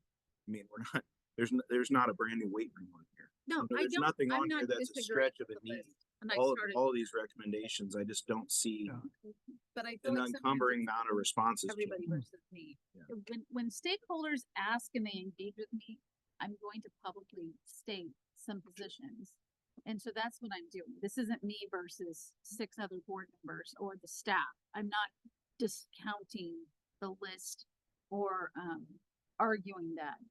I think what I will say from my perspective is I would need some numbers to go along with this. Are we spending 50% of our money on athletics and only And 65 to 70% to high school, 6 to 10% to middle school. The two options for softball are vastly different from This on the board packet? no, so I'm saying. this they're isn't. public Meaning they're publicly looking, and so I have to ask the questions. Sure. You Yeah. can't see a private email between the board members. No, and the tonight isn't the purpose to define the scope. Well, it says Because- info/action, so I'm just. Well, we also need to we've missed a key group of people that we have to engage to really get into what needs to be done, and that is our staff that are in our buildings and our students are in there. What I'm asking of the board is are these the topics in areas that we want to go engage in? If they are, then let's move forward and let's start having those conversations. This has been identified. Now it's time to bring in, whether you call it a focus group, community group, I don't know the right term. We can make a cool one up, but bring them in a focus group on these buckets so we can really have that conversation and identify what are those needs. If we talk about redoing a library and media center, I'm the wrong person to ask. If you want to ask me how to put a math room together, I'm all in, right? But our library and media specialists need to be in there. Our students need to be in there. We need our teachers in there to say, here's how we envision using this space from 7:45 to 2:45 or 8:45 to 3:45. So this is more of I would call it a 5,000 or 10,000 look. And then if these are the things, now let's dig in and really go look. If we want to pull these pieces apart and dig in, let's engage those people that use them every day. Yeah. And so that's the plan going forward is, if we approve it tonight, then we're going to get down to another level of engaging our stakeholders, which wasn't done on the last bond issue. It's another additional thing that we are doing this time, like the other additional steps that we've taken. And so that is going to provide us a lot of feedback. This is just a baseline. Again, I go back to just saying the foundation, because this provides us, we know all this stuff needs to be addressed. And then we know that there's a lot more stuff that needs to be addressed. We all walk through the building tours. I mean, we've asked administration to peel everything back and show us. We asked them that last year. That was one of the things, and they have. And that's what Mr. Saxon's been working on. So we're going to have a lot more information. We're going to have a lot more discussions on this going forward, but we had to start somewhere. Yeah, when we met as a planning with Insight and all of the groups, you guys got to remember, we just rolled Insight on, less than a month ago, out quick into a conversation. And then, Joe, we only got numbers back late Monday. So it was hard to kind of get, and those numbers were predicated or kind of predicted around gross square foot considerations. So when we met as a group, I wanted to be super diligent from the consideration that we had to create abstract cost structure related on a theory of a scope from a 5,000 foot view, that we needed to be encompassing of like utilities. I'll give you a great example. You know, we talk about renovations to the high school and things we want to do. That's great. But what a lot of people don't know and don't have depth around is we're out of power. We have to bring in another.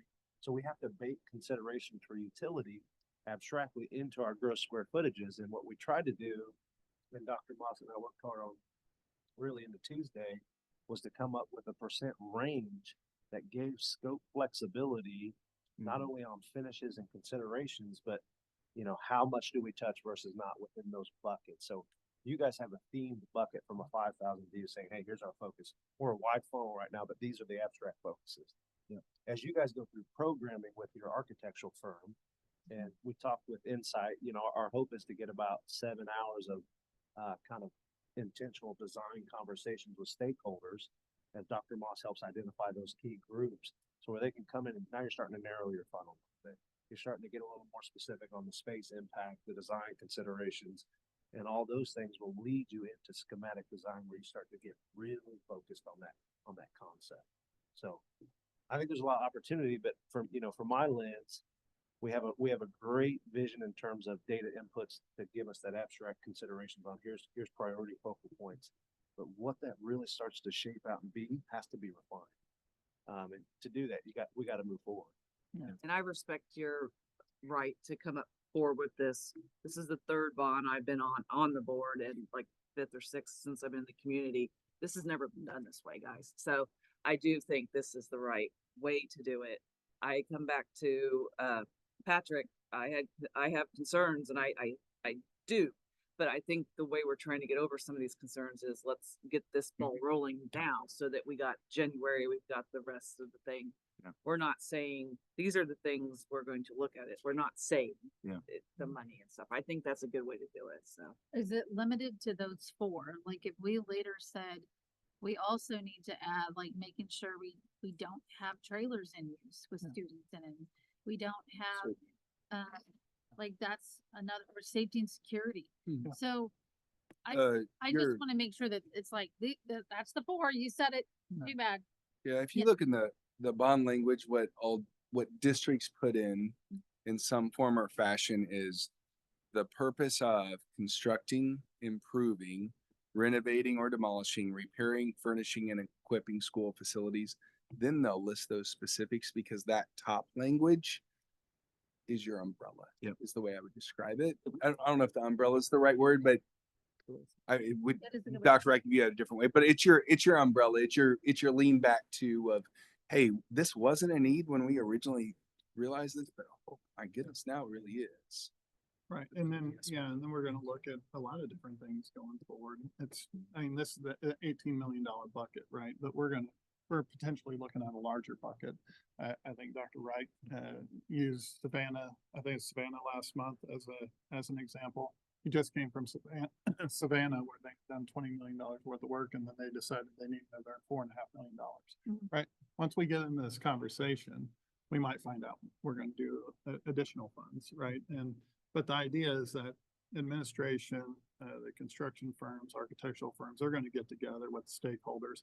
And that's the only negative on this. Well, it's not really a negative. The reality of this is we can only work on certain parts of the schools for a certain period of time. So honestly, I would say every single one of us would probably want to wave our magic wand and have everything done. But the reality is they're going to have to say, okay, we can only do this part of the high school right now. So we can only interrupt them for this. And that leads right into that discussion of the second bond issue, middle school. So when you're talking trailers, I was in that trailer with you, right? Yes, that is a goal over the long term, but you wouldn't find it in a 10-year plan. I can't speak to that trailer though. Yeah. Those drummers are out there because they are disruptive to the classroom.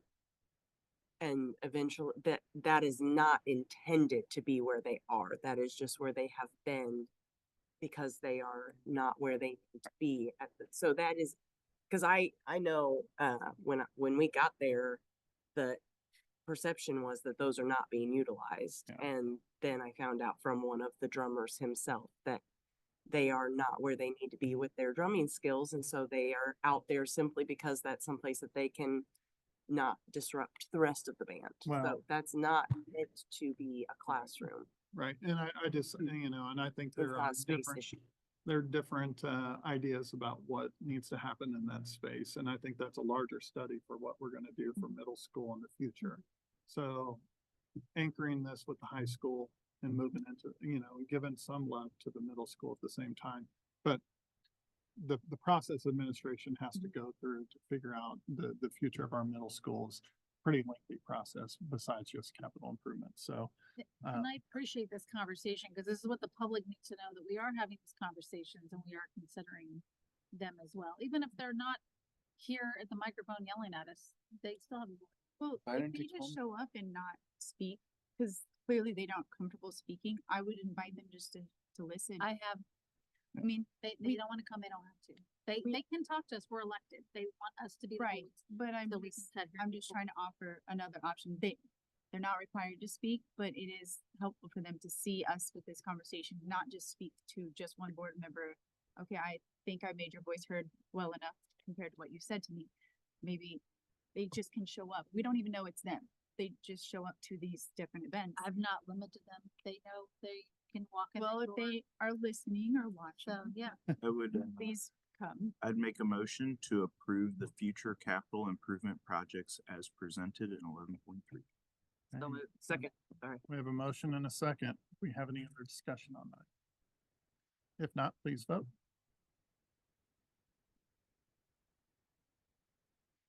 Oops. Hold on, I gotta join. It's freaking me off.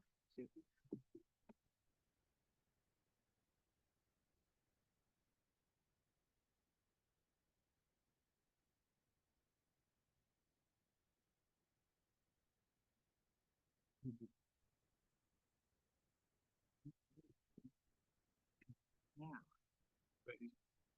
Everybody in the meeting? Yep. If she got it. Everybody good? I got it. Next up, 11.4, resolution for April 2025 levy transfer and GO bond election. There are two resolutions before you.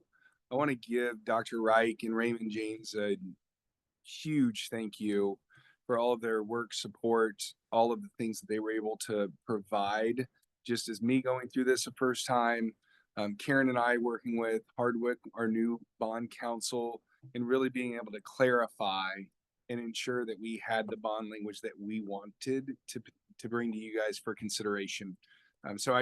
Mike, thank you so much. I know you always are humble about it, but really appreciate your support and guidance and mentorship. Before you have two resolutions. One is regards to a bond resolution. You will see those same more generalized projects that you mentioned before. Mentioned in the bond initiative question, you also see, Joe, what you pointed out regarding the being able to expand that scope within there of for the purpose of all of those wonderful constructing, improving, renovating, demolishing, repairing, furnishing, and equipping school facilities. It does state that we would maintain our debt service levy at a maximum of 121.63. So it would be a no tax levy increase initiative for our bond. Be happy to answer any questions. Oh, and to further, that would result in our total tax levy remaining at 475.04. So that would remain unchanged as well. Our debt service would remain unchanged as well as our total tax levy. The second,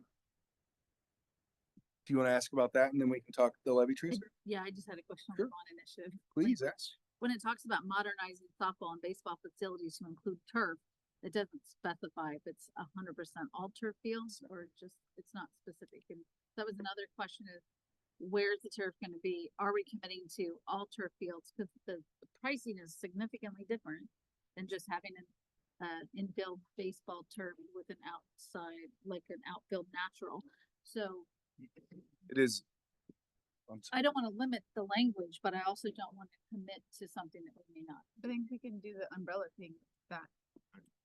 Yeah, it's just meant to call out that that will be a part of it, because that is what we've heard during this piece. It does not say all half, Right. first base side, third base side. It's just meant to call out that that would be it. I know that there are lots of options school districts have put in on baseball fields in particular. Some have looked at infield only and maintained a natural outfield. A couple have done that with softball. Most, because of the size differences, will put softball as a full turf, and then baseball can be done half turf. I think that goes back to the idea of engaging that key stakeholder group of our softball, of our baseball, of our students, of our families, of our coaches, of our community members to have that conversation. I think something good that was brought out when I was asking some questions is, from doing this before, there's certain ballot language that has to be on there. There's things we can't change. But the main thing is after the ballot is out, is our story, is what we tell people. We have those focus groups, and then we have extensive literature that goes out and tells people, we're going to do this. We're going to turf this part. This is just what we have to get on the ballot. So I think that's very important, that this is the beginning, but the real work comes on how we explain everything. I just wouldn't want people to vote for, like, oh, I voted yes for this and it said turf, but now it's natural grass outfield. We only turfed our infield of our baseball. This isn't what we voted for. And it sets us up for failure. Is why I was asking, should we be specific on the ballot language? I think less specific in that regard. Having the required language, obviously, we can't get around that, but less specific would be a safer option. And then educating the voters or educating the community as we go along the process is what we're going to have to do. And what we should be doing, and what I think we have been doing recently, at least, is, this is what we've done so far, and see it. This is what we're going to do next. Just educating them on what our plans are, what we are doing, and what we'd like to do in the future. I think it's probably the best. We always called it the road show in North Kansas City. That, the ballot language gets determined in November, December usually. And then starting in January, you go from the inside out, you hit your buildings, your own staff first, try to ensure that there's a good, strong understanding with them. And then we've already brainstormed with our building administrators as well as our central office team, those key groups, and then you start scheduling those out. So educating inside out, but also hitting as many groups as you possibly can. An example I would describe is, I believe a couple of our community neighborhoods have HOAs. Like, is there a way to show up and be part of the Zoom or have that conversation? Someone wanted me to come and speak at whatever that would need to be, we would welcome that. But the idea being is that come January, that's when you really hit the road show and the campaign is. And that also gives us, that month of January would give us time to the focus or that other key groups to bring in and have that discussion. I'm excited for our staff to have, feedback and to, participate in this conversation. And I'm really excited about the no tax increase levy transfer too. I mean, after talking at our finance committee today, it was pretty evident that we're making really big strides on teacher salary, and we just have great opportunities in front of us if we move forward with the levy transfer. I think that's going to go a long ways, and that's being aggressive. So yeah, and that 30 cents, that levy transfer question is a 30-cent operating levy increase. We would then decrease our debt service levy by the equal amount while still being able to maintain all of our debt obligations. So if the bond passes, we can maintain our debt service payments at 91 cents. That generates approximately 1.2 million. We would focus that on compensation, benefits, staffing. I was having a conversation with one of our teachers who've been part of this before and shared that felt like they didn't feel that occurred. We want to make sure that our staff knows that's what that money is dedicated to. The way I've shared that in the buildings during my building visits is that 1.2 million is roughly what it cost us last year to do our step and lane increase. Those are broad numbers, please know, but that is roughly what it cost last year. And we would want to make sure that we clarify that with our staff, because we have staff that, as you can imagine, are like all compensation. Some are all small class size. And we've taken a very measured approach to balance both of those pieces as we move forward. But we want to make sure that they know that that's where that transfer is dedicated to. Which I think we're following up with a finance workshop in February. Is that right? So, I mean, I think that, taking scenarios and running different options about what the levy transfer looks like and what we could possibly do, that'll be really good goal for our finance workshop in February. So. Does Mike need to talk to us before we make a motion? I Or, think mean, he's just here to visit. okay, he gave us some wonderful handouts. I appreciate that.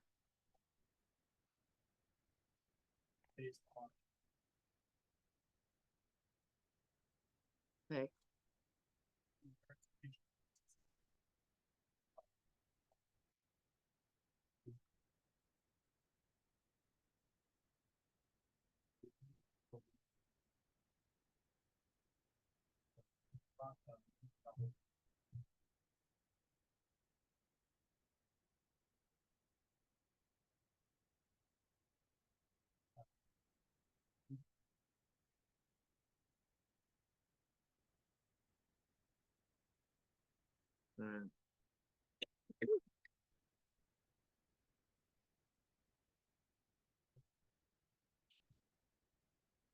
All right.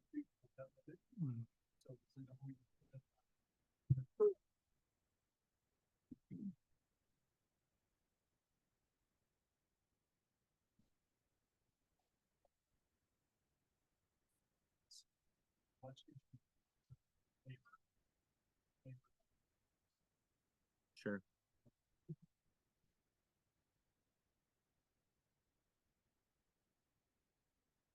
Yeah. Sure.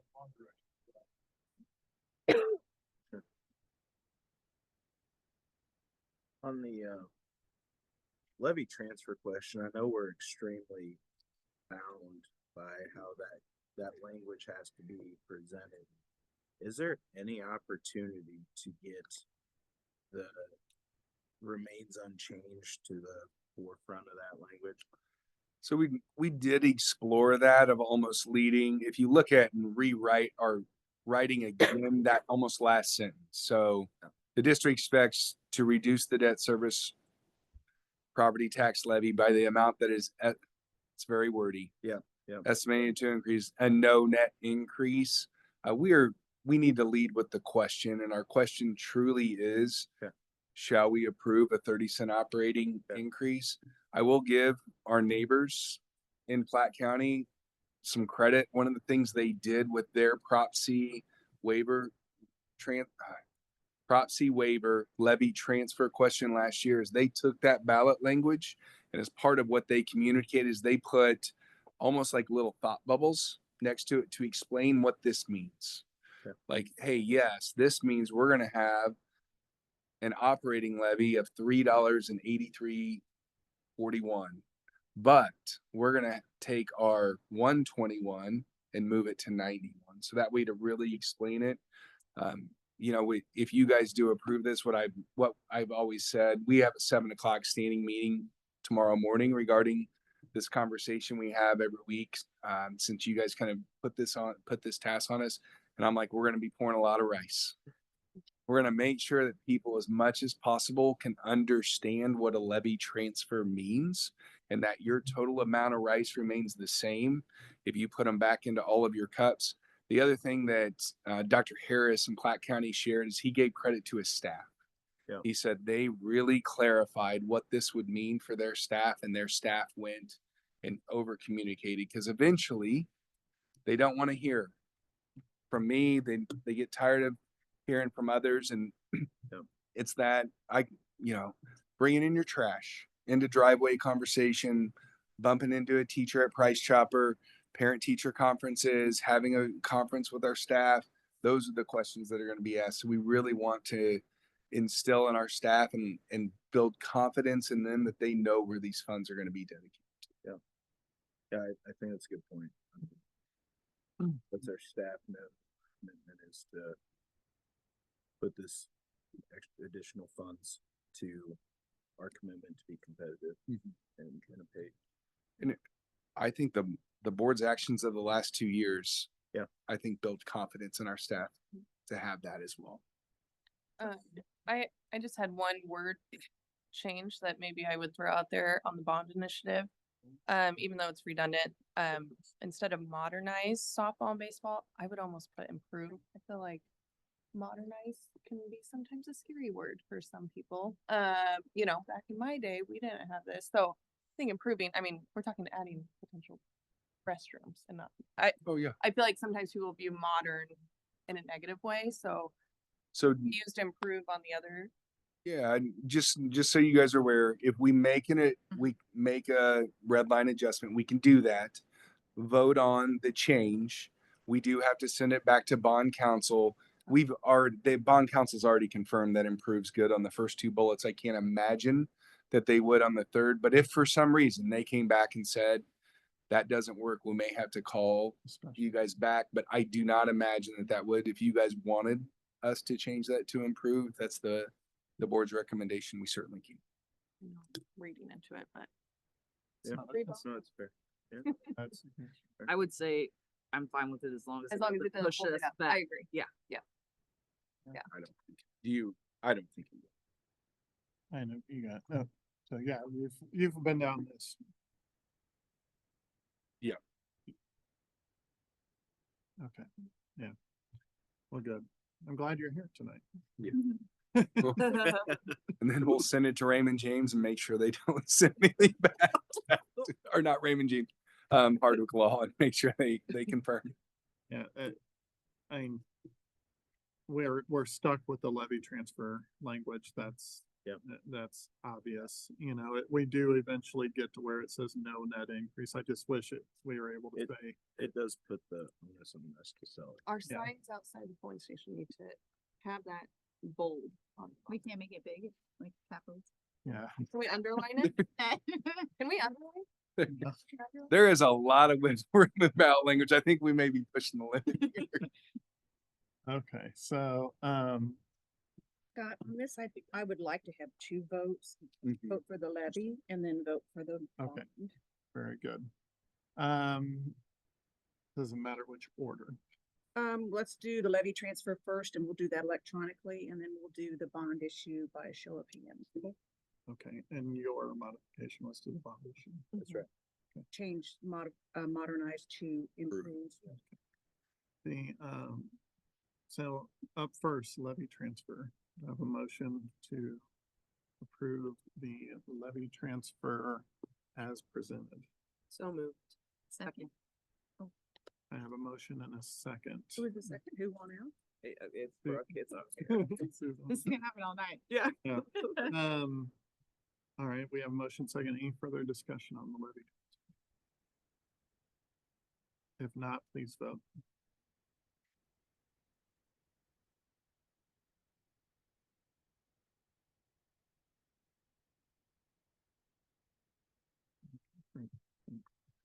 And are we going to do show of hands? You said. Show of hands, yes, for the second vote. All right. Do I have a motion to approve the bond issue? Amend the bond issue. Approve the bond issue language with the modification of changing the word modernize to improve. What Karen just said. So we have a motion, we have a second. We have any further the discussion second? on the bond issue? Who's the second? Patrick was your second. I thought you were the first. No, either. Who was the first? Okay. Getting late. Or We have a motion and a second. With a show of hands. All those in favor, raise your hand. All those opposed, raise your hand. Okay, thank you.